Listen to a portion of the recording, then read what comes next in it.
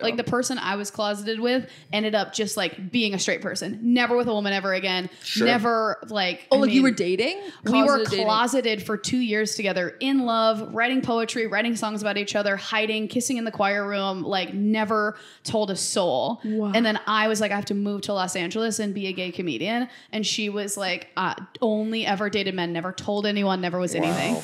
And that's why I don't trust Sopranos.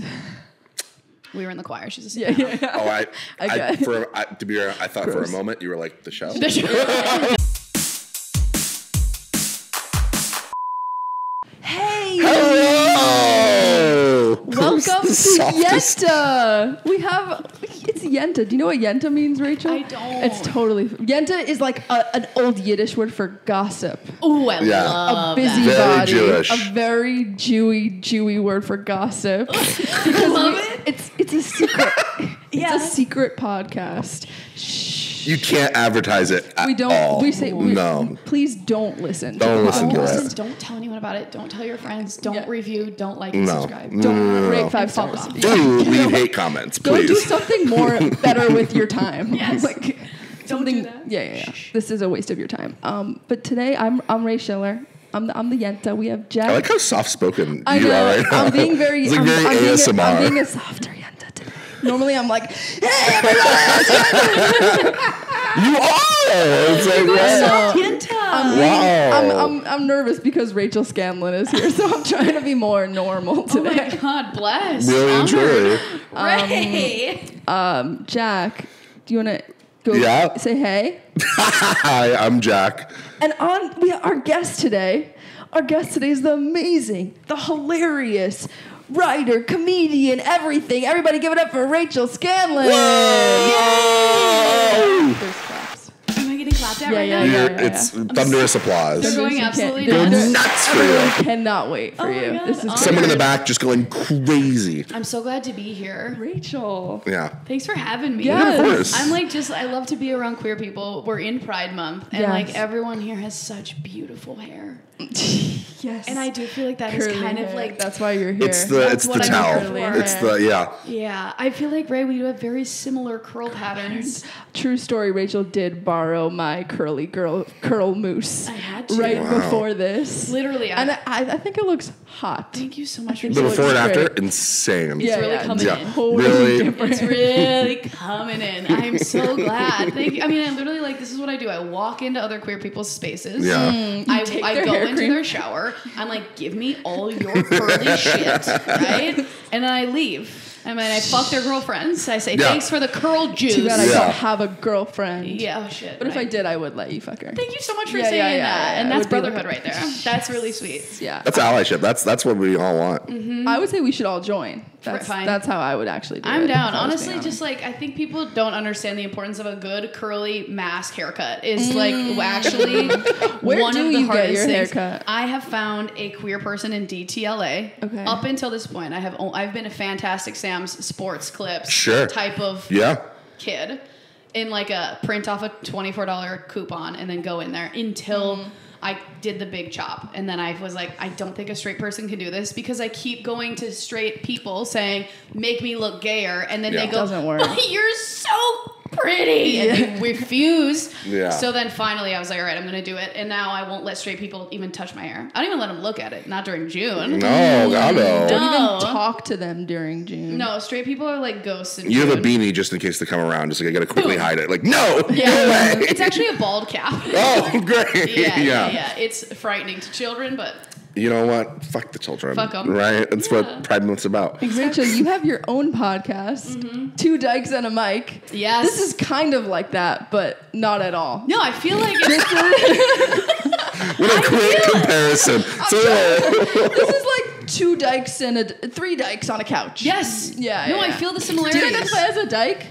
What? Do you identify as a dyke? Whatever, sure. Okay. Yeah. Yeah. Totally, whatever. Wait, but you guys are both queer and both Jewish? Yes. Okay, I'm understanding the branding. Yeah. This was a choice. That we Yes, did. 100%. Yeah, 1,000%. To have the same haircut. We do not have the same haircut. The same curl pattern. Yeah. I only let people with this curl pattern on the podcast. Great. Yeah. It's called curl pattern now. Exactly. You see me next time, I'm going to come in the same exact haircut. And it's going to be crazy. We're all going to use the same mousse. When did you bleach it? When did I bleach it? The last time was May. But it was like over another bleach. Which was maybe like February, March. I feel like it's like a little bit too bleachy right now. No, it's perfect. You do well with women, right? Yeah. I do okay. I try. You do okay. Do okay. No, I need some part of me is like, yeah, I can fuck anyone. And then some part of me is like, help me, Rachel. What's your sign? Capricorn. Interesting. What's your sign? Gemini. Cute. Did you just have a birthday? I'm about to. When? On Thursday. Oh my God, Jack! Yeah. Happy birthday! Thank you. Yes, they're doing a half hour. I'm doing a half-hour show for their birthday. it at the Comedy Nook, if you know that. Yeah, Love it. I love it. Closing. It's closing, and it's actually really sad. I'm doing a little birthday half hour. Have you done 30 before?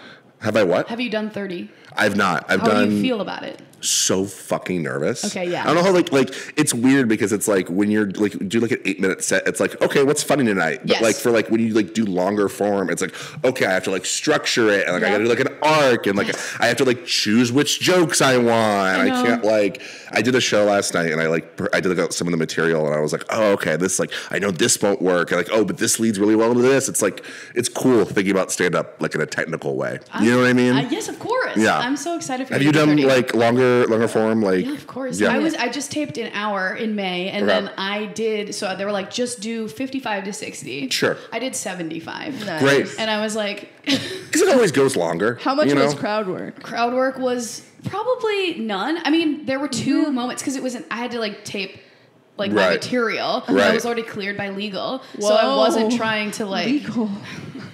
What was that? Do you have to like send them a script of what you're gonna say? Whoa. You could either send a script or a video of all of the material. So when I was on the road, I would bring, and then I was like running, and I'm like, here's the hour, chunk it out. Yeah. Here's the hour, send it to get cleared. So then when I went to tape, I was like, well, I'm not going to do crowd work because of, then they have to sign in. Right. Were they just like, this pussy joke is not okay, but this one is? You know what? You'd think they gave me 0 notes, and I'm like, okay. But I'm wondering, we'll see how the process all kind of shakes out. I sound way cooler in this moment than I genuinely am. You are. Just so you know. Yeah. What do you mean? I don't like run around like, I gotta get my legal team to like, I'm like, no, I'm like ass flappers serving cookies and tater tots. Like, Hey, not anymore. You're done. Just barely, though. You know what I'm saying? We're barely hanging on. Barely. Yeah. You're still feeling the trauma of it all. Legitimately. You go into any nightclub and you're like, get me the fuck away. God, yeah, it's rough out there. I've worked at comedy clubs for so long that I'm like, yeah, you see too many. The gross. Yeah. What advice do you have for Jack or for anyone that wants to run a half hour? Sure. You have to. The difference between doing like 10-minute sets and 30 is that 30-minute sets you can actually like sit back and enjoy each joke that you're having. I realize that like everyone has different stand-up styling. So there's some people that are super written that are like, here is an exact, and I'm like not, but like if you're somebody who can like enjoy the moment of a joke, you can turn two 10-minute sets very easily into 30. Instead of thinking like, here's 30 minutes of material, think about like, here's my favorite chunk and then settle into it. And then just enjoy it because then it will turn into 30. Because like I think sometimes people are like the time, and it's like you actually just get to enjoy yourself. No, it's like I don't know. I'm someone that's like I don't like I have like written material, but like I'm like okay, I know the punchline here. Yes. Everything up to that. Let's see what happens. Yes, you know what I mean? 100%. And because it's like A, it makes it more fun, and B, then it feels like I don't know. I saw this good like Norm Macdonald quote that was just like you should always feel like stand up should always feel like you just came up with it. Yes, you know what I mean? Gorgeous. Well, that's the magic, and that's where exactly. Yeah. So it's like. Okay, you should feel like if this is a conversation. I wrote this 2 minutes ago. Yeah, you know what I mean. 100%. I like to feel like when I'm doing stand up, basically based on what this particular crowd. Yeah. Like I'll start at like an opener that I like that will usually work, and it'll tell you who I am. Sure. Then based on what you laugh at within there's almost like a choose your own adventure of where I'm going to go within this set. Yeah. Because I'm like I have like a lot of material that I'm like depending on where you like, and then I'll be like, oh, you like I don't know, like my family jokes here. If you don't like that, we're going to back up and I'll go into like this stuff. And then that will lead into this whole shit. And then if they don't like that, I have different outs. Then I'm like, okay, this. So I feel like I'm constantly like in real time. That's crazy. Like putting a Tetris board of like whatever you're going to laugh at, I'll fucking put it in there. Sure. You know what I mean? It's fun. I love that. As you build more material, you'll be able to just be like, that's so exciting. Did you ever map it out? I tried. If I'm taping, I'll map it out because I'm like, I have material that I want the world to see. Right. But I also am like, I hate filming more than anything. The second I am like well known enough to book tickets without more people knowing me, I will not put any more shit on the internet ever again. I don't want to be filmed doing stand-up. I think that it is like an art form that is meant to be enjoyed in that room at that specific time. The second you watch it later, it like loses its magic. But like... Yeah, it's just never fun to watch, I feel. Like, as like someone who, like, on TikTok or, like, whatever, I'm always like, okay, like, it's like, I know this is funny. Right. But, like, I'm not, like, dying over it. You know what I mean? No matter what it is. Even, like, when you're consuming it, it's less fun. And when you are doing it in the moment for a tape, it's less fun. You're taking away. So even the very, very best stand-up clips or the best stand-up specials that you're watching, they're the rare few ones that captured that magic that happened in real time. And they do like 5 tapes of it before they put it out. Yeah. Which I did not realize until recently. Yeah. How many did you do with your special? Well, the first one I did 2. So 2 shows in one night, 8 o'clock, 10 o'clock, cut between the 2, same outfit. Okay. This one, which is why I did 75, they were like, you have 1 chance. And I was like, that's insane. So I had to go super slow, and I wanted to be able to like, I gave myself option takes in real time. So if you watch that taping, you're 2 like, different punchlines? This is, literally, I was like, this one or this one, because why not? typically you're given at least 2 shots. Anyways. When is that special coming out? They're going to try to sell it in the winter time, so we'll see where it ends up. So right on. Ooh, who knows? Who's they? They, I mean... Your legal team. legal and corporate. My legal team. The boys, they're outside watching. Don't fuck this up. Oh, no, they're watching. Yeah, so we'll see where it ends up. I don't know. I'm hoping somewhere cool, like Netflix. Quibi.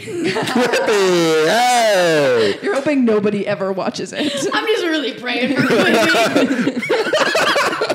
They come back. They restart their company. And we have 1 stand-up special we're coming back with, and then we're stopping again. Just in 15-minute increments. Oh my god, it's a little bite-sized. Oh my god. Doesn't matter if they're in the middle of the joke. We're stopping halfway. 100%. Yeah. God bless. We're good. We're running good. Are you good? Yeah, no, we're so good. Not good? I forgot my timer.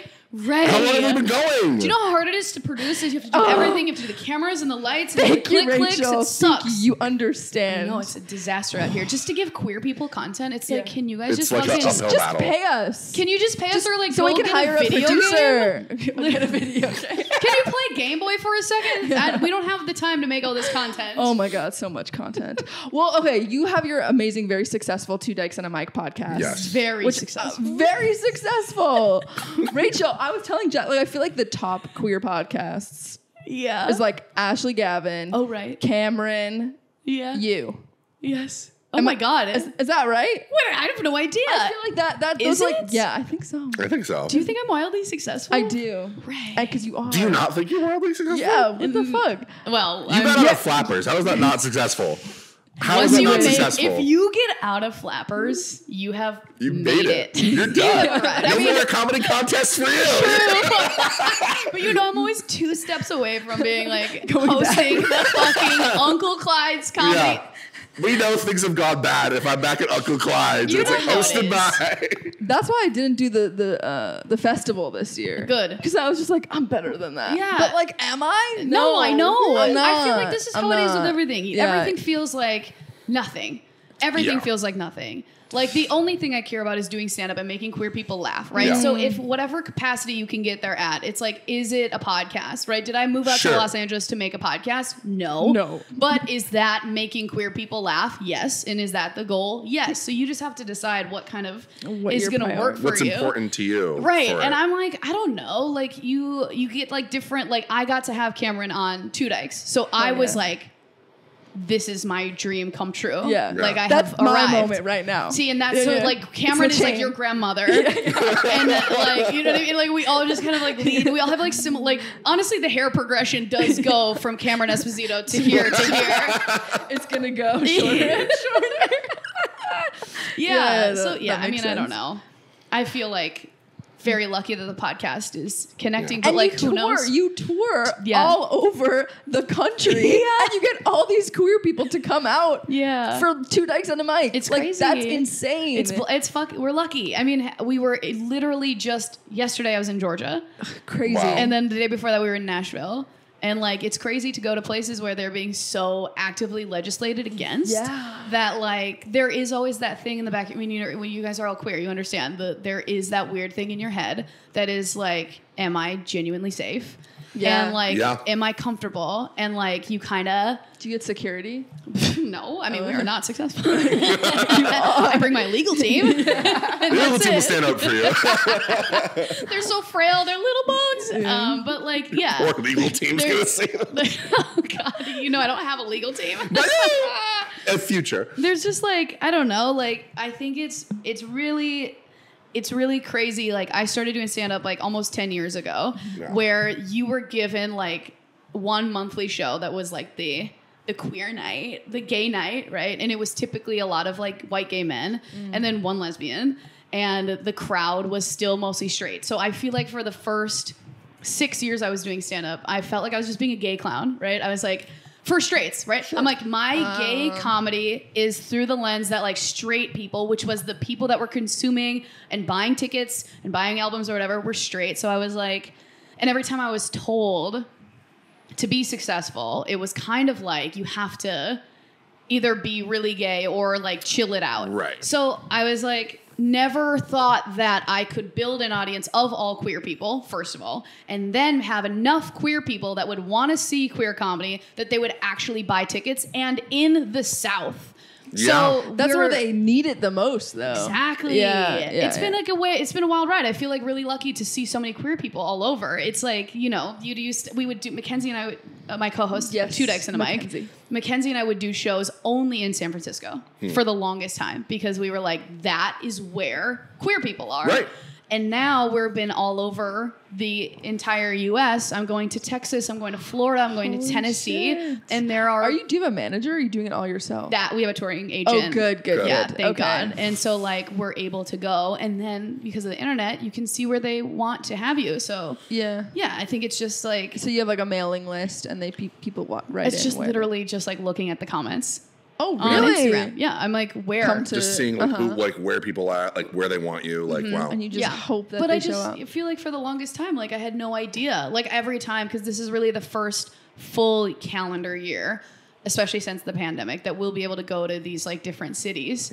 And I feel like it's been I never thought that comedy for this many queer people all over would exist. You're crushing. Yeah. You're crushing. You're doing the Lord's work. We're lucky. We're so lucky. And queer people are just like the best. I mean, you guys know, right? Like getting to make content for queer people is the best. We don't have to be like, and then hopefully you're straight. Like, I just like, fuck them. I mean, no disrespect, but like, fuck them. You know what I mean? I actually have a huge straight audience. Shit. They're all like, what? What's a dyke?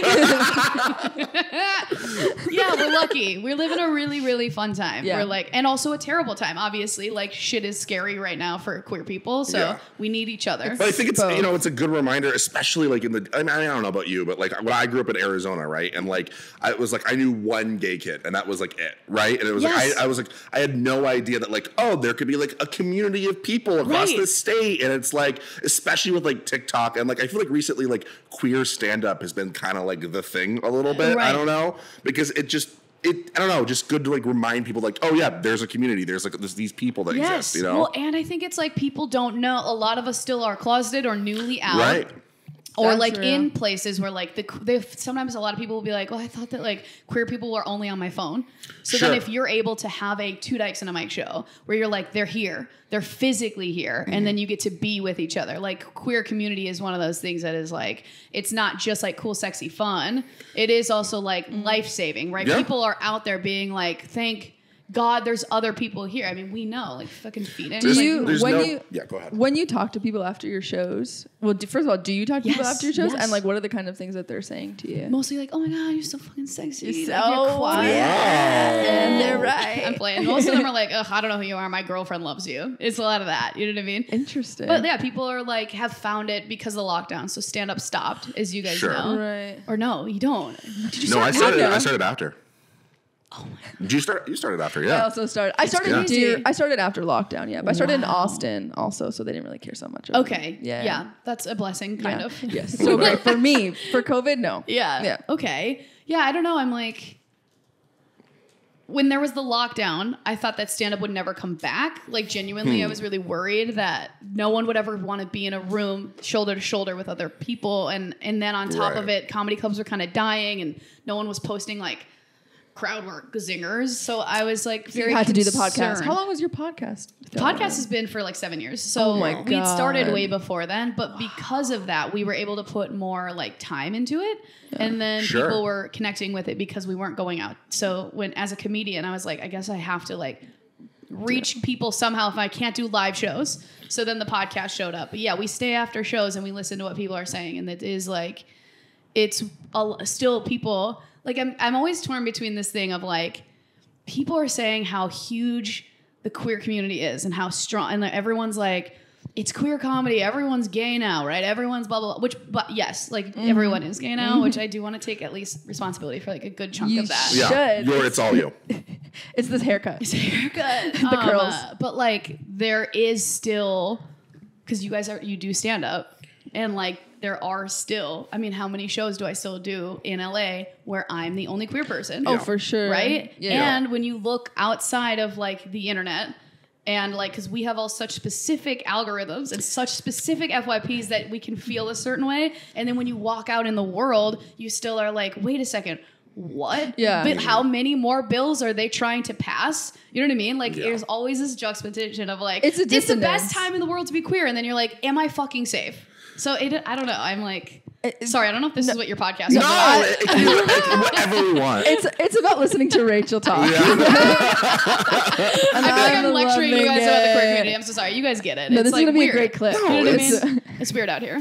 It is weird. And I think the whole internet is weird. Like our brains are not meant to process information in that way. Like we're not meant to be like, oh my God, there's a child dying in Ukraine. And then there's this hot dyke like showing their tits on my Instagram. Like it's too much. It's too different. I'm worried about our little gay brains. Our brains are fucked. At all times. But look, we're hot this podcast together. So Thank God. Except for all these clips. These ones need to be seen by everyone.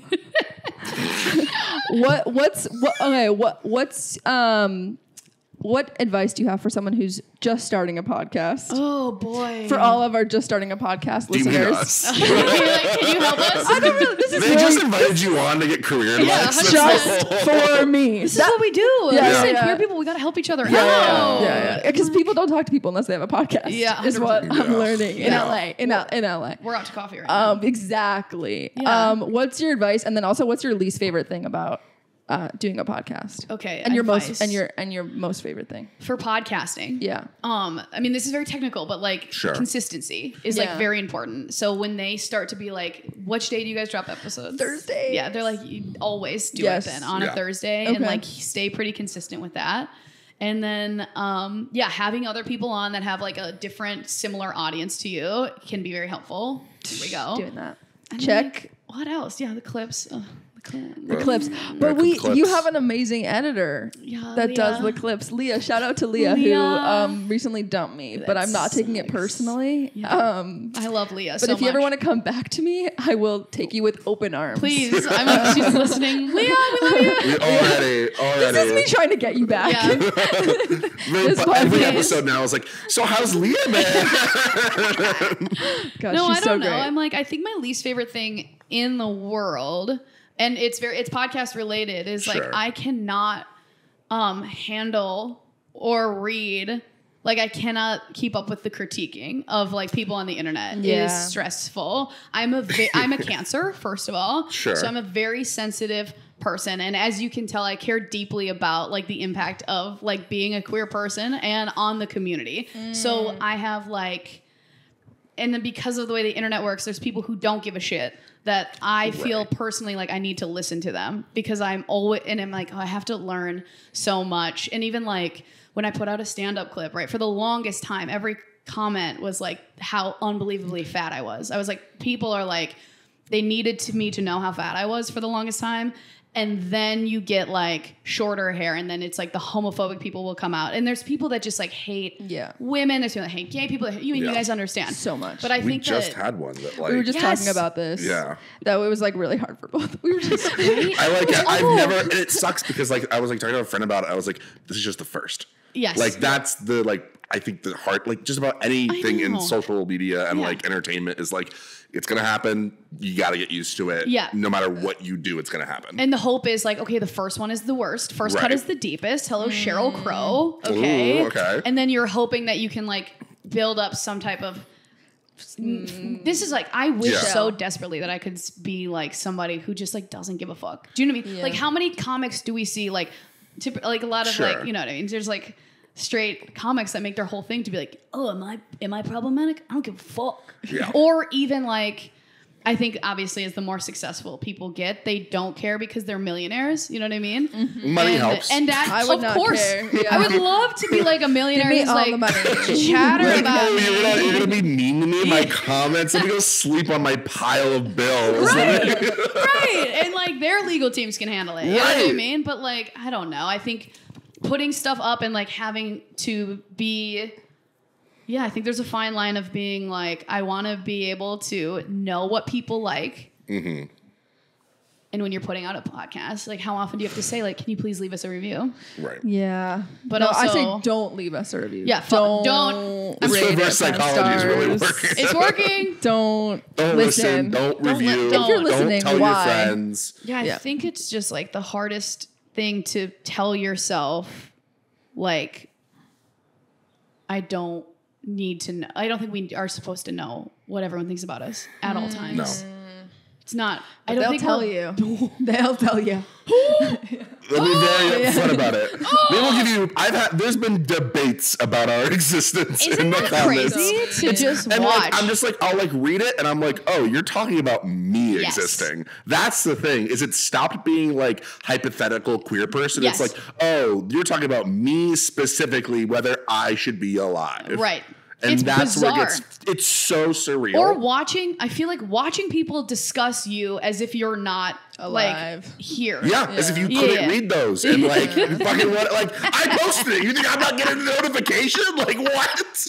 I'm like I shouldn't. That's the thing too. I'm like I shouldn't, and I've really like my first year of therapy was me being like, I think that I'm too sensitive to the entire world. I also got sober, so I was like, I am very sensitive to the world, and like just trying to figure out a way of like, we have to balance. We put out content that we believe in and we care about, and we're funny, and we're stupid, dumb, gay sluts. Yeah. Yes. And I'm like, I don't know. Speaking for myself, I identify as a slut. Yeah, and then being like, okay, and then how can I just exist in a world where I output content and I can just live my life as a person who is like, I love to be in nature and I want to run and I want to live, like boundaries. I guess what I'm describing is like, we should all really have like safe boundaries for ourselves when we post on the internet. Do you respond to people that are like mean, like at all? Like has a comment ever been like, oh fuck, I gotta say something, or like, you know? I have tried my best to not engage at all because I think it makes people feel like they're getting picked. Sure. Of like, if you are commenting on somebody's thing enough, or like you have a clip go well enough that people that you do not know, or people that are actively hateful against who you are as like your identity, if you respond to them, I think it gives them more fuel to be like, got them. So I try very hard to just be like, Do you respond to good comments and just not bad comments? Two dykes we will. We will, and like if there's something like a lot of times like also Christian, like if you get over like 500,000 views, people will be like the Christian people will be like, you're going to hell. We try to delete those. Oh really? Oh, I don't. Just because I don't want like I don't know. I also have religious trauma, and I'm like, I don't need to be fucking hit with the. Yeah. You're on the right podcast. You guys get it? We're both Jews. Like, come on. Well, I grew up an Orthodox Jew. Oh shit! Yeah. That's my whole shtick. It's the scary kind. Yeah, that's for real. Yeah. So I get the religious trauma. Are you guys familiar? Do you guys like watch documentaries about stuff? Yeah. There's like the new Duggar family documentary. No. This is really familiar. It's okay. So, on TLC, there's like this 19 Kids and Counting show. Yeah. So they're like actually fundamentalist, like right-wing conservative Christian group. And like they deep dived into like a 4-part docuseries about this family and the impact and the religion that it stemmed from. Anyways, I was like, oh my God. When you're like watching trauma and then you're like, oh my God, my childhood. You're like, oh no. I love getting triggered by a doc. It's just amazing. Yeah, you're like, oh my God, I've been traumatized. Yeah, and I learned something. Oh, we're having fun. So much fun. Okay, so I feel like now we're gonna transition to a cute little segment where we each talk about our secrets. Oh, that's right. Oh, yes. Did you not think of us, Jack? Jack. Give me a sec. This is the whole thing of the podcast. Holy shit, No. Juicy I have one. You have a secret. I have one that is juicy and dykey in honor of Rachel. Just kidding. Every secret is dykey. Okay. And I actually have not shared this. Oh my God. I've shared this a little bit, but never like publicly at all. I grew up very Orthodox, very religious, and we didn't talk to boys at all. Like it was like you're not like really supposed to even like be around them at all. Right. At like age 11, me and one of my friends that was a girl, we were like, we want to like try out what it's like to like make out with a boy. Of sure. Course. Yeah. We're practicing. Of course. Yeah. Of course. And we made out with each other. Yeah. Like 11 feels really young. But I don't know. I after I'm like hearing other people talk, I don't know. Maybe people on the internet will tell me that it's not. I'm not crazy. Listen. Yeah. Oh, I'm not. That's not even the end of the secret. Please. Do you want to? I need to know. But if you have more. No. Have you seen Disobedience? Yes. Oh. I mean, how often do you talk about Disobedience? I feel like not that often because this you have to. I mean, this is like this is the niche. Yeah. So, sorry. Great film. But they're older. Right. Yes. They because they came back after their like Orthodox upbringing. Exactly. In your like community, were you guys wearing wigs on top of your hair? So only married women wear wigs. Okay. Yeah. Okay. So we did not wear. Yeah. Fun fact. Great. So we did not wear wigs, but we wore like skirts, like like the whole shebang, like covering your elbows, collarbones. Anyway, that was 11. I pushed that memory down so deep. Sure. Like. You don't even like. I did not remember it. Like it was unbelievable how deep I was able to push that memory down until I was like, well, okay. I pushed it down at age like this girl moved to Israel. I moved to New York. That happened in LA. I shouldn't be so whatever. At the age, this is her name. This is her age. It doesn't matter. ASL. Like, come on. She's listening. Like she just got the memory back. I blocked that out. Oh my God. Such a good weird kiss. Yeah, exactly.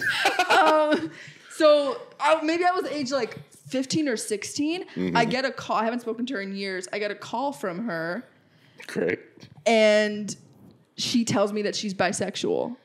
I'm straight.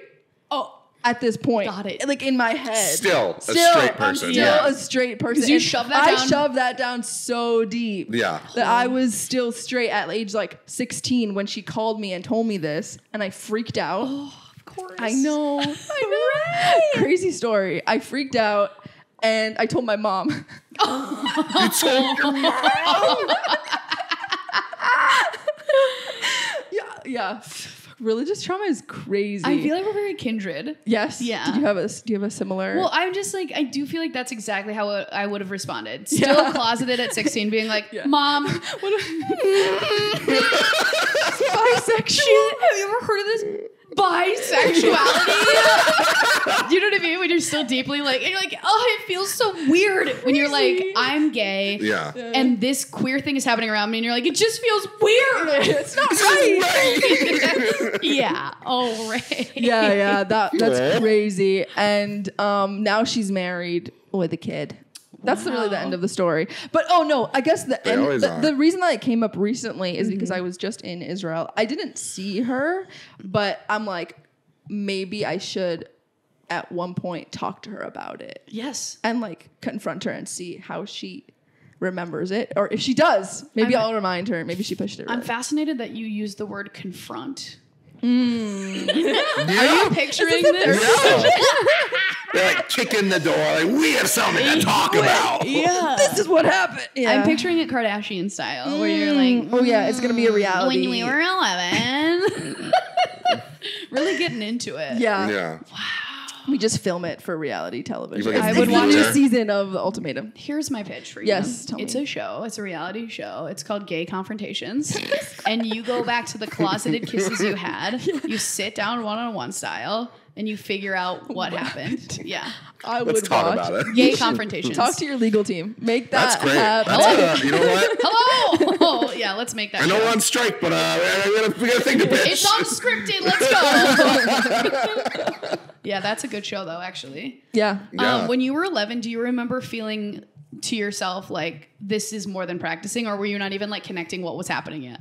I remember like enjoying it. Yeah. In a way. Yeah. Enjoying it in a way that I was like, this doesn't feel like practice. Right. Yeah. Even then you were like, this is something else. There's more to the story here. Yeah. I feel like all of those were it's so weird how a kiss can mean, like, you know, when you're both queer, figuring it out, you're like, whoa, something's happening. Mm-hmm. But sometimes when you're figuring it out and the other person is so obviously straight, it's amazing what like a kiss can mean nothing to a straight person and can change the absolute course of your whole fucking life to somebody else. So real. Like the person I was closeted with ended up just like being a straight person. Never with a woman ever again. Sure. Never like... you were dating? We were closeted for 2 years together, in love, writing poetry, writing songs about each other, hiding, kissing in the choir room, like never told a soul. Wow. And then I was like, I have to move to Los Angeles and be a gay comedian. And she was like, only ever dated men, never told anyone, never was anything. Wow. And that's why I don't trust sopranos. We were in the choir. She's a soprano. Yeah. Oh, to be honest, I thought for a moment you were like the show. I should work on the punchline. Something's there though in the choir. You know what? That's me. You know what? You won't find many Sopranos fans out there, so don't worry about it. Don't worry. That was a really good secret. That's really good, Yenta. Yes. That's really good. You're learning. Hello. We're teaching you. How do you feel about the closeted girl now? Like your ex? You know, it's so weird because we never addressed that other than like it's so weird. I'm like, no one's ever asked me that, Ray. Because I know. Because you know what it is? It's like, she'll sometimes show up at shows if I'm in the Midwest. Really? With her boyfriends. And I really don't know how to like feel about it. Like, I think the first 2 years of my stand-up, you'll see me working through that closeted trauma. Mm-hmm. And then to see her sometimes come out to shows, like, it's weird because how we think about queer people has evolved so much that like what was horrible, a disgusting little secret, is now kind of cloudy. So I think that she enjoyed, for at least that one time that I had jokes about her, I think she would show up to see them. Wow. Which is specific. Wow. Wow. It's really, really weird. People love when you write a joke about that. Don't they? Exactly. Eat it up. I'm like, do you not realize that this is like the worst shit that's ever happened to me, and that's you? And people are like, who, me? I know. Was I bad? I've never written a joke about someone and it ends positive. Like, no. I'm never like, wow, that was the best time of my life. Thanks a lot. It's always like, Dad. Right. It's like, you fucked up. Yeah. People love that shit. Wow. They love it. It's so weird. Do you, you can't call her out during your show. Mm-mm. That would be crazy. You buy a name. But that would be insane. For the first special, I did name her because her name's funny. And I asked her ahead of time, I was like, is it okay if I use your first and last name? And she was like, yes, but like if I'm ever in LA, can I stay with you? And I'm like, what a weird world we live in. What's that trade? It's not a normal trade. This is a long, long time ago. You can make a joke about me if I can stay with you whenever I'm in town. Right? That's a good trade. She wins on that trade. That's a big win for her. Yeah, LA's expensive. No, my you can't apartment even do is that joke disgusting. Yes, I don't know. I think straight people are really weird. I think that straight people are bizarre. Something's off with them. Yeah. Although I'll say this, Ray. Yes. The last time I was in Minneapolis, which was like 2 weeks ago, she didn't come this time. Oof. And everything in my body was like, I don't care. You know what I mean? I'm like, oh, okay. No, you're going to come every time I'm in Minneapolis. It's not what I'm like. Now, okay, who cares? Probably don't care. I don't give a shit. Not me. You know what I mean? Yeah, it was rough. Yeah. Wow. Yeah. I feel that. It's wild. The whole special becomes about her just because she left. I did a whole hour just dedicated to the choir just room. Like venting. Just like this fucker. Have you guys ever done a show for somebody that you used to sleep with? I'm sure unmatched. The level of fear, excitement, and like horniness will rock your bods. You gotta try it, you guys. I definitely have done it for I've done first dates at shows. Also really? One. It was just a little bit psychotic. But it worked. It worked. Ray. That's a power move, dude. I don't know. Wait, Ray? Walk me through it. Were you like, meet me at Flappers? I got a comedy contest tonight. Ready to go. Watch me win this contest, and then you're gonna want to fuck me. Yeah, dude. If you placed fourth, it'd be done. You can't. Well, there's just something hot about seeing someone on stage, and then you want to have sex with them. Oh my God. Yeah, but you're the one on stage. That's the thing. But I understand that feeling because I also feel that way. Cute, so as a consumer. As a consumer of other people. Mm-hmm. But it was just we were talking on Tinder. Yeah. I have a busy schedule. Sure. I don't have time to make dates. Right. Official dates. Just come to my show. I have a show. Wow. I'm too busy for dinner. Why don't you just pop into my 5 minutes? It was at the Haha. Right? Pre-show, everyone, we were talking about how bad Haha is. Incredible. We're gonna get sued by some of these clubs for this. No, come at me. I want the Valley Rats to just rise up against me. The Valley Rats. I am the King Valley Rat, by the way. That's me. You can shit on them because you've moved up to a point in your career where you can. But I love Flappers and Haha and the Comedy Shadow. Yeah, I'm still saying yes to everything. Please book me. That being said, I would absolutely do stand up at any place at any time. You guys know that. I haven't said no to anything once. I may be quietly resentful, but I am not picky. No, yeah, 100%. I'm like, how much time? Let's go. Yeah. Okay, so I think it's also I used to do this as well. Okay. I used to find people on Tinder and be like, once again, I'm not free, but if you want to see me tonight, I'll be here at 8. Yes. Right? And that is so funny. I do feel kindred to you, right? Yeah. I haven't been so bold. Third or fourth date. I'm it's tacky. Okay. By the way, I do stand up. That's what it's like. But it works. I know, but it is and now you have a girlfriend, so I do. But I would never she never let me. She never saw me do stand up until forever in, and that was the only time I've done that. Meet her? We met on Tinder, but we were long distance. Classic lesbian tale. You know what I mean? It was an accident. You know what I mean? But once you see somebody so beautiful and engaging, and then you're like, I guess I'll talk to you. Yeah. Right. Okay. I broke all the rules, but it ended up working out. Were you open long distance?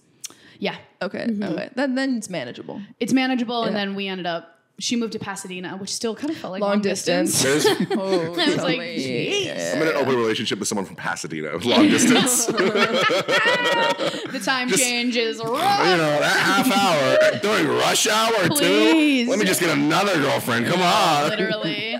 No, it's rough. But watching people I also do you guys date stand-up comedians? I haven't. Yeah. Not yet. I've flirted with stand-up comics, but I've never I feel weird being do you want to I don't know, because I feel how I don't know, it's always one up. You know what I mean? Yeah. It's they got to make a joke, and because I do the same thing. Yeah. But it's oh, okay. Yeah, when you're talking to somebody, you can tell they're running their set. Yeah. The worst thing is when I'm having a conversation with a comic backstage, and then they go on stage and they just do that conversation one-sided. I go, I thought we were having a moment. 100%, and you feel betrayed. I was I thought we were enjoying ourselves. Literally, yes, yeah. Oh my God. I'm just I'm having flashbacks to when I was 2 years in, and I'm you spend so much time with the same people that you're should we all just have sex with each other? Yeah. And then you're I think you're funny. We haven't made that. We haven't. I don't think our comedy crew has wanted to have sex with each other. Honestly, and that's for the best. Yeah, we've grown. Who's our comedy crew? I don't know, people at Schmoozy Boozy. It's not a horny mic. It's not a horny mic. It's a very, it's a very hot I run a mic called Schmoozy Boozy. Where is it at? the Belmont. What days? Thursdays. Okay. It's actually one of the very few supportive mics. Great. Like really good. Okay. Yes, it's well known as an actual nice. It was like popping off last week. Yeah. We get like actual real people that come in and watch. That's fucking. It's insane. It's at a bar, so like people just like come in to watch the mic, and then you so can it's get like actual feedback. Yeah, exactly. And so it's not just like, oh, I'm gonna open mic with comics. It's like it feels good. Special guest Rachel Scanlon. I'll be there at Schmoozy Boozy. I can't wait. You can headline. Do you know that 2 Dykes and a Mic was an open mic first? No, I didn't. It started as an open mic with my girlfriend that I was dating at the time, Mount Mackenzie, just a different girl. And I ran that open mic for almost 4 years as an open mic. In Minneapolis? In Los Angeles. So the 2 Dykes and a Mic, it was like a mic. It was an open mic. It wasn't a podcast. It was a stand-up comedy open mic. Yes. Wow. Where did you do it? This is really great. We're kindred, babe. I did it in the Valley because I'm a Valley rat. Oh, right. That's why no one knows about it. Yeah. Wait, actually... Yeah. Yeah. It had a trajectory. You know what I'm saying? When you run how long have you been hosting your mic? Oh, not that long. Maybe like a year. You build it, right? It's terrible. 6 months. Less, definitely, right? Yeah, I don't know. I'll get back to you. This is like how it works. I'll circle back. You start an open mic. Yeah.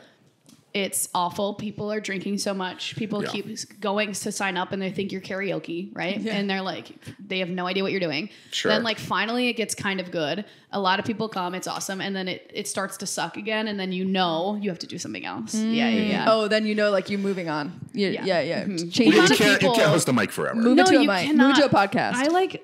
hosting open mic is one of those things where like I've had like men throw up on my leg. You know what I mean? What? Wait, why? Because they're just you're at a bar. You're just like, I was just like at a bar. Also as an alcoholic, I don't know. I was like hanging out with the wrong people, doing the wrong things. Okay. We don't, we haven't made it there yet. Hey, there's still time, Ray. Next Thursday, here we go. Somebody please throw up on my leg. I want to be like Rachel. Yeah. I'm just like, I can't believe you have an open mic in this podcast. This is great. Okay, do you have a secret? Oh yeah, it's gonna be great. My secret is it's not sexy at all. Okay, but I'm like inspired because it's June. When I don't know when this comes out, but we're in like the thick of Pride right now. Yes. And here's my secret. Okay. And I've never said this before. I've never actually been to LA Pride. And I've lived here for 10 years. And I want to preface this by saying like and we can talk about Pride. That's like what we'll get into it. But I like don't.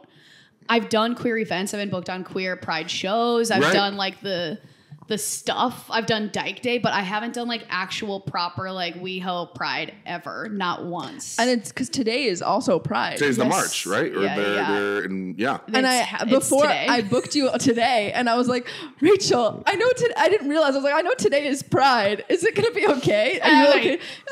Like I have a streak. I'm not allowed to go to Pride.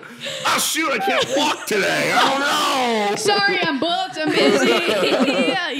No. I always just like miss it. But when I'm from the Midwest.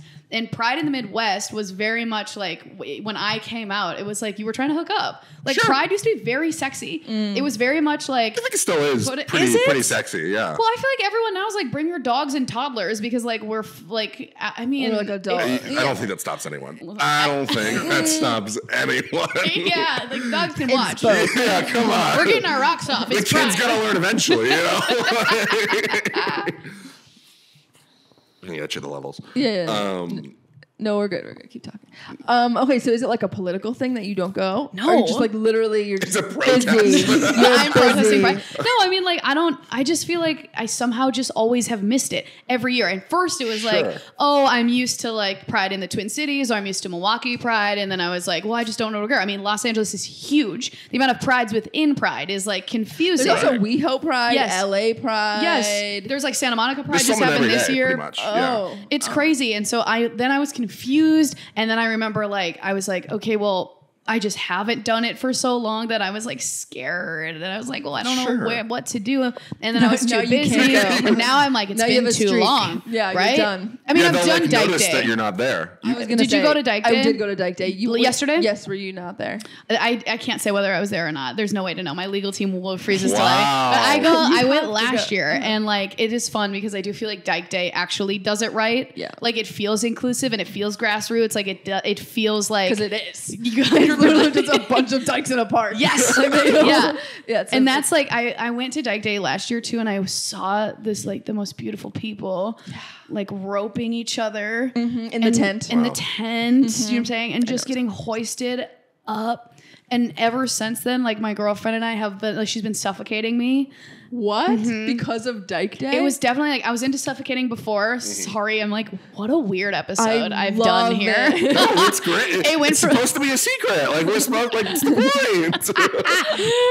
I'm like, that was so great. Here comes the Yenta. I've always loved being smushed.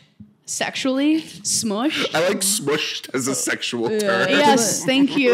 That's my kink. Like I want to just be like compressed and like can't breathe, whatever. Cute. And then I went to Dyke Day and I saw this rope play and I was like, what if I could be smushed from above the ground? Oh, suspended smush. Yes. Flying smush. That's what I'm talking about. You know what I mean? I just want to be like in the air, wrapped up like a little pig.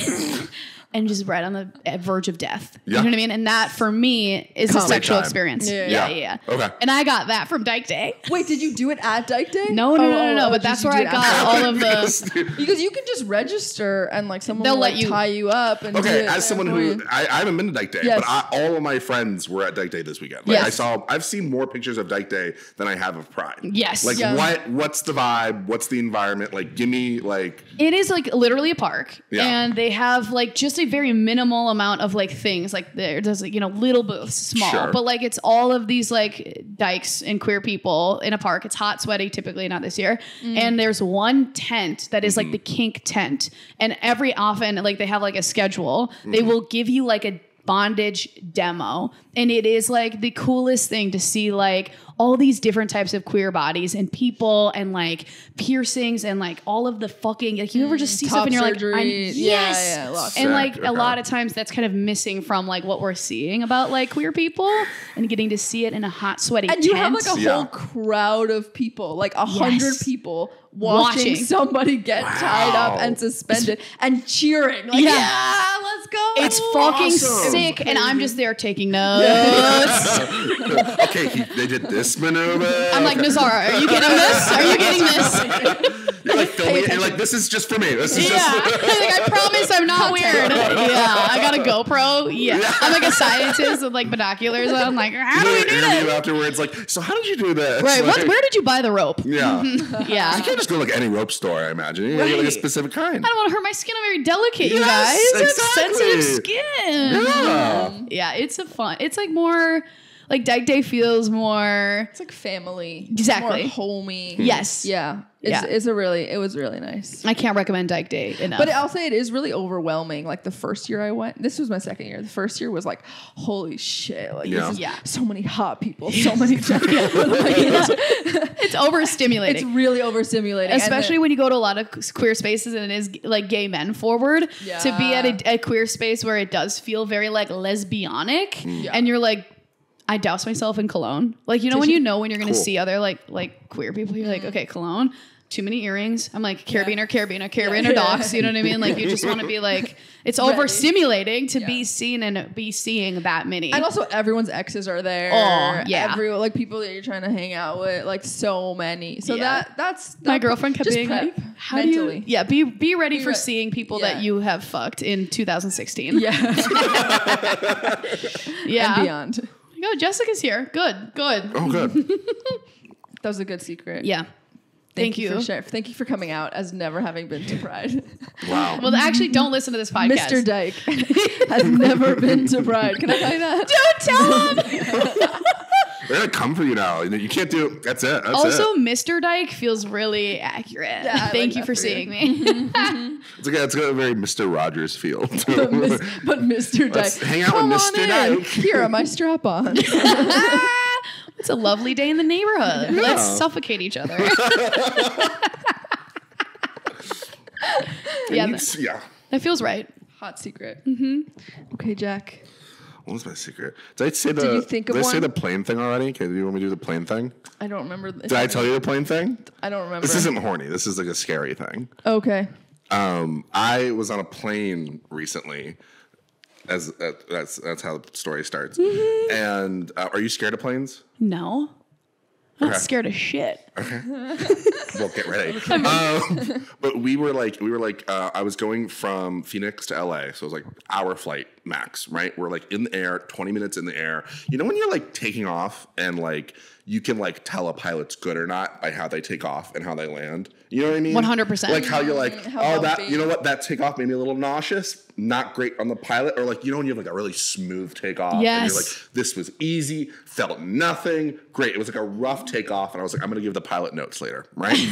and we're like in the air. I haven't told you this. No. We're in the air and there's like a bang. It like shakes, like the plane shakes. And like the left side of the engine starts to like spark. Like we all like see it. It's like noticeable.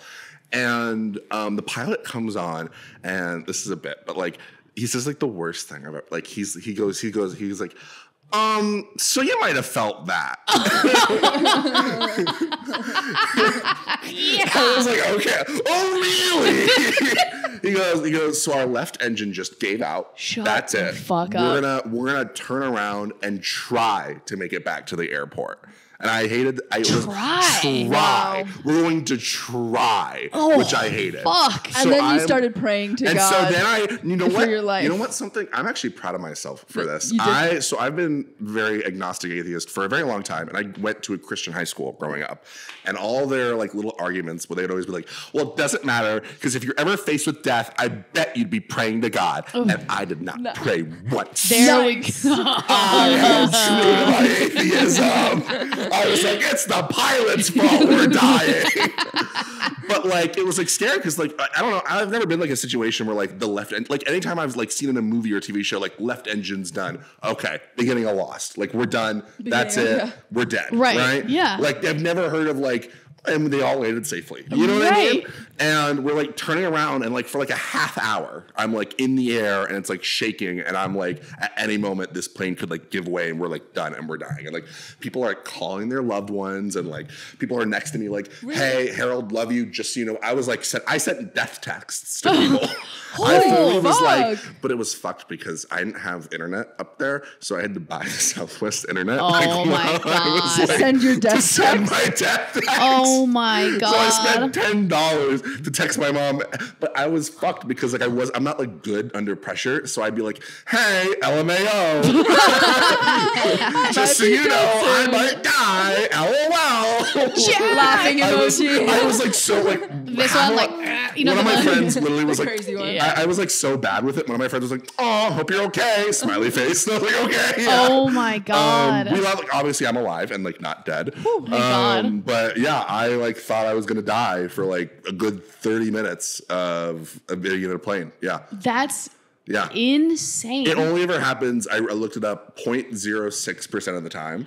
And I was so pissed because like I got off and I was like traumatized and I was like scared. Yeah. And, like I was texting my mom and she was like, do you want me to come get you? And I was like, what do you mean? And I was like, yes. And people were like, can I get on the next flight? And I was like, are you fucking crazy? Like people got off the plane and then on to another plane immediately. Places to go. Places to be, I guess. But I was, it's like it's a little trauma. And then you became a stand-up comedian. And then I was a stand-up comedian before a month ago. This was your origin story. Yeah, completely. Do you think that Southwest does this so that people actually buy their fucking internet on an hour flight? I think anytime there's turbulence, they go, may as well text your loved ones. Yeah. There we go. I would definitely hop on the Wi-Fi. No, it was like without a question. And I was like, I'm whipping out my card. I was like, you know. Wow. Yeah. No, it was fucked. It was the first time in my life because I'm an overweight person. And they've never done this before. But like while I was like checking in my bag, they were like, would you like an extra seat for your comfort? And I was like, that's never been offered to me. I've never needed one. I've never. For free?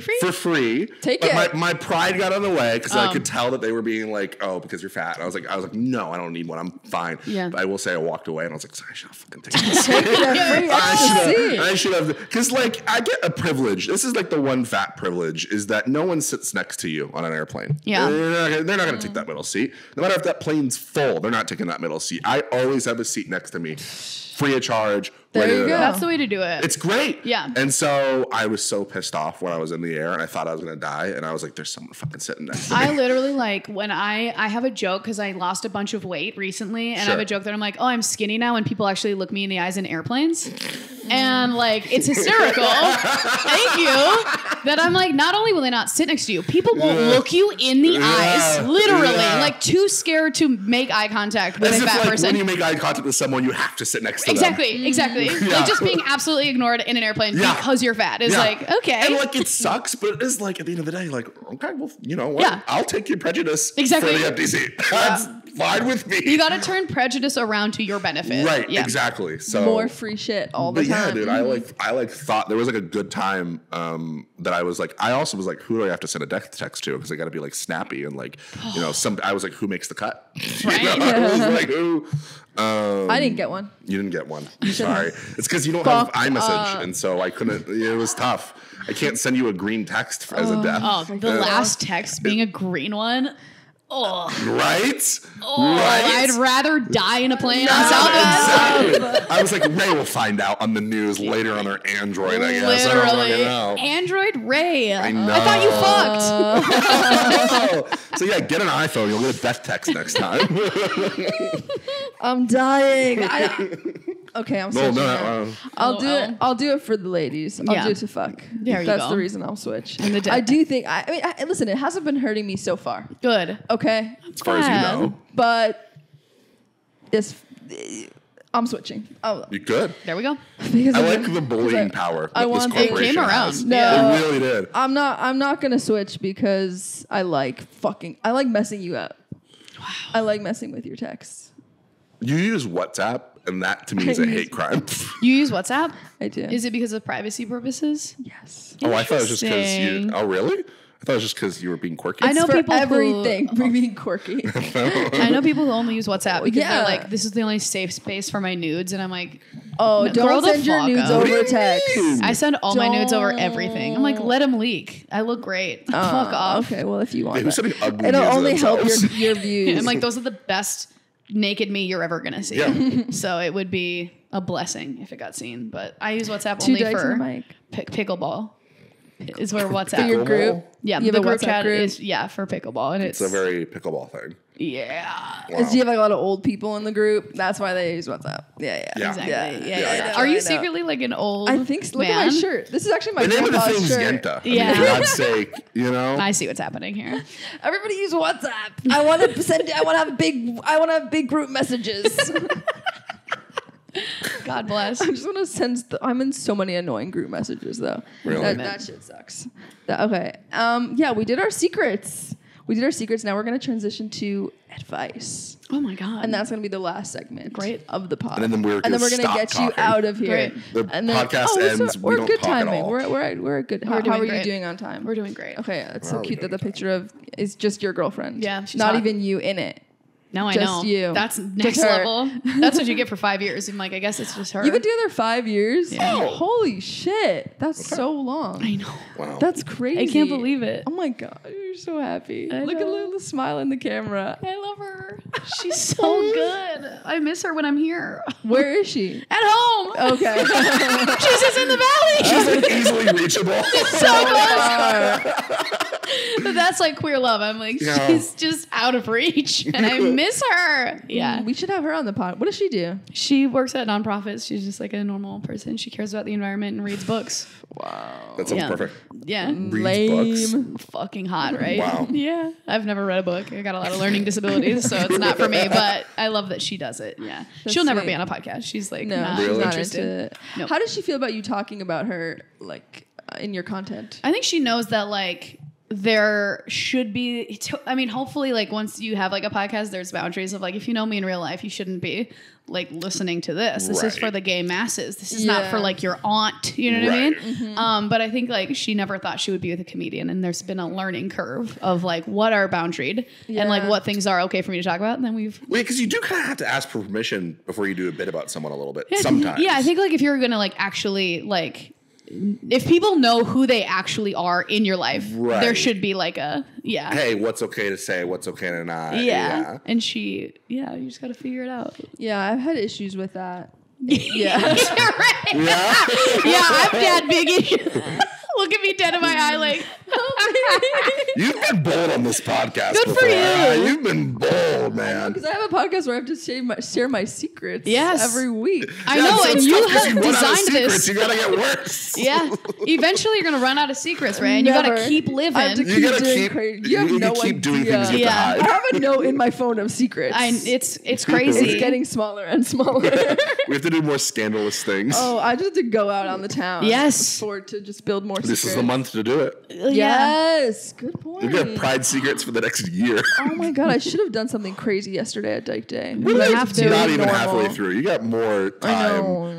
Yeah, tonight. There's like a third Carly Rae Jepsen concert coming up. You got time. I'm not doing that. Yeah, you'll be fine. Okay. I want to let you get out of here at a normal time. I forgot the question. I'm doing the questions from memory. What the question was? They're just more questions. Producing is hard, everyone. It is so hard to do it all. You don't understand. Yeah. Because I have two phones and both my phones are being recorded. Of course. And then this is my No, it sucks. And if something cuts, like, how are we supposed to know? We're never gonna know. Yeah. Okay. The question was like, how do you deal with dating fatigue? Like in this world, and then this is me extrapolating, like in this world of Tinder, Hinge, like you just always swipe. How do you deal with that? I mean, this is hard because I have been in a monogamous relationship for so long. I know. But I'm like, I feel like I was a big time dater, and I took dating, I think, more differently than a lot of like queer people, where I was like, I never wanted to just like hang out or chill. Like I very much was like, I'm going to take you on a proper date. I want to buy you a cocktail. Love it. You know what I mean? Like I want to make sure that like there's a lot of intention in it, and that can lead to fatigue. But like, I don't know. I think if you're starting to feel like, oh, I'm so tired of dating, like there's no gun to your head. Like take a break so that the dates that you go on are like more fun. Because if you're not having a nice time, then you're going to be acting like somebody else. So making sure, I think that like you don't want to like bum yourself out. There's nothing worse than being like, you know, when you're on a date with somebody and like, oh, I had such a busy day, I've been so booked, and you're like, fuck off. Yeah. You know what I mean? Like just chill. Like, I don't know. I think people, there's like, because there's so many endless options, people get like in that game of like, I'm trying to win Tinder or whatever. Sure. And there's always someone better. Exactly. Maybe. And like there's really like some people also like need more than just like 1 hour of your time to like open up and blossom and show who they really are. So like I would say like, yes, there's a numbers game. Sometimes you're in your slutty phase and sometimes you're like trying to get out there and prove something to yourself. That's fine. I've done it. But if you're tired, take a step back and like maybe it's less how many dates you can go on and how like well of a connection you can build with somebody who's like in your community.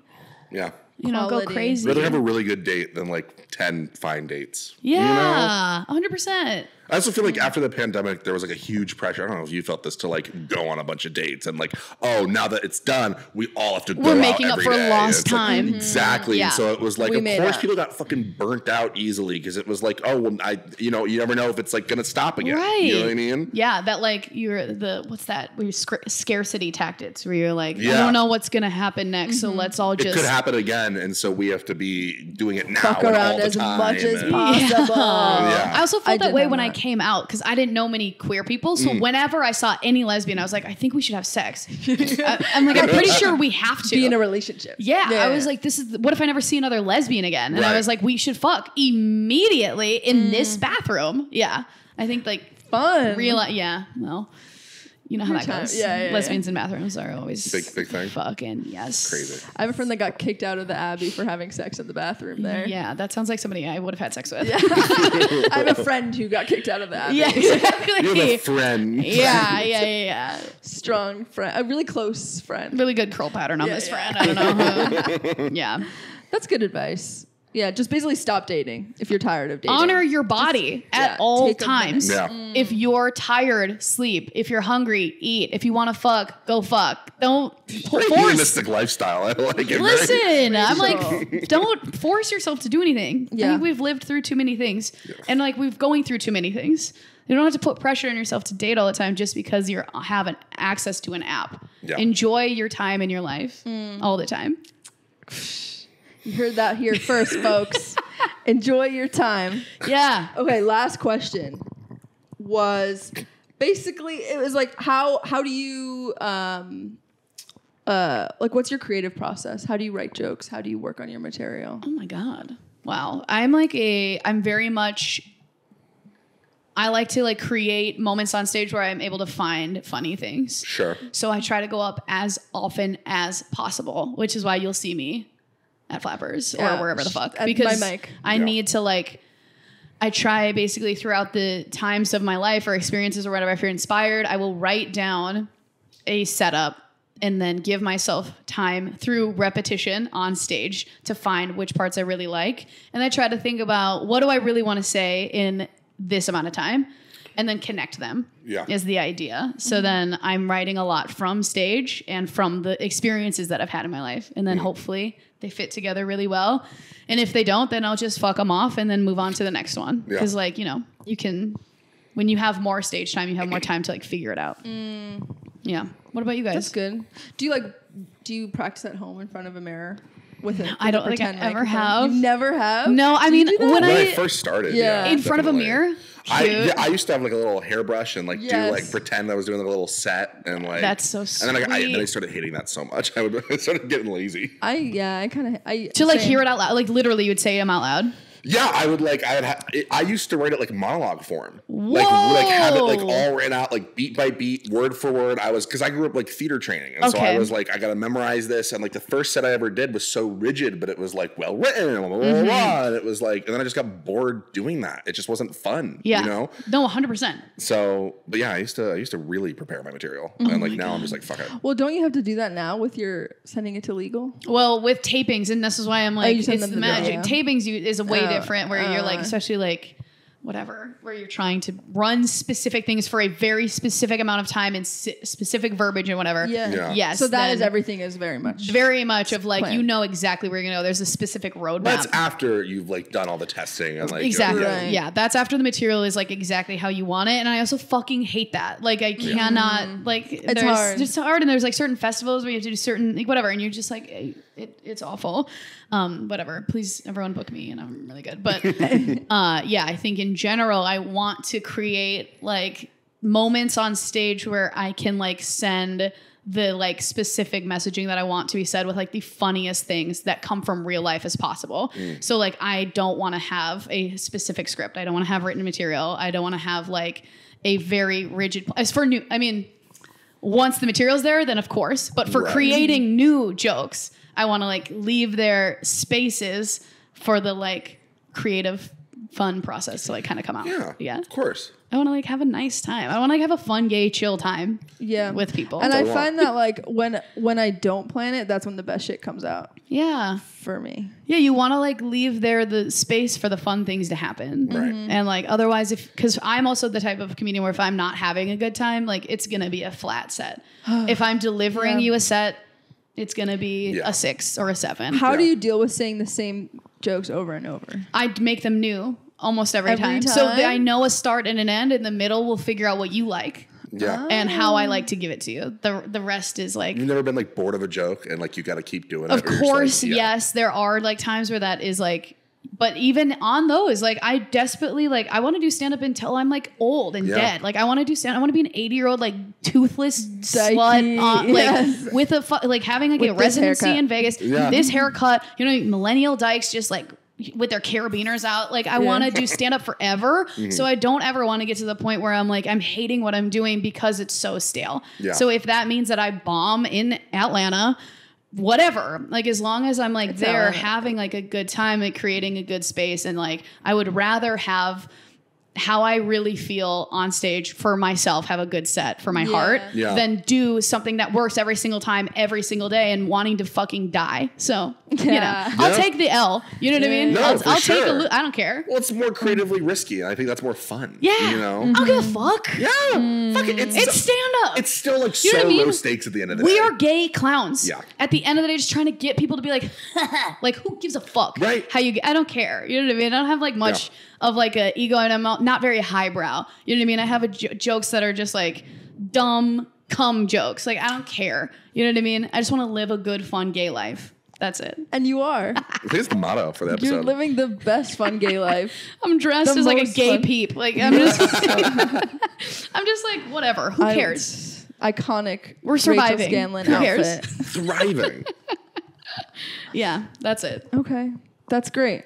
I think. Is that it? Yeah, I feel like we can. Did we do it? We did it. We can do it. 114. Yeah, we're good. Rachel, do you want to plug anything? Do you want to? Sure. To my huge audience of straight people. Hey, straights, check out Two Dykes and a Mic. We are on tour. We're going to be all over. I don't know when this comes out, but we're going to almost every city all the time. So come out to see a show and follow me at Rachel Safety. And oh my God. Thanks for having me. I love you guys. This was so much fun. Thank you for having me in your home and letting me use your hair stuff and being so kind to me. I really appreciate this. So thanks for letting me be here. You're an angel. Thank you for coming. Duh. Amazing. Happy Pride. All right.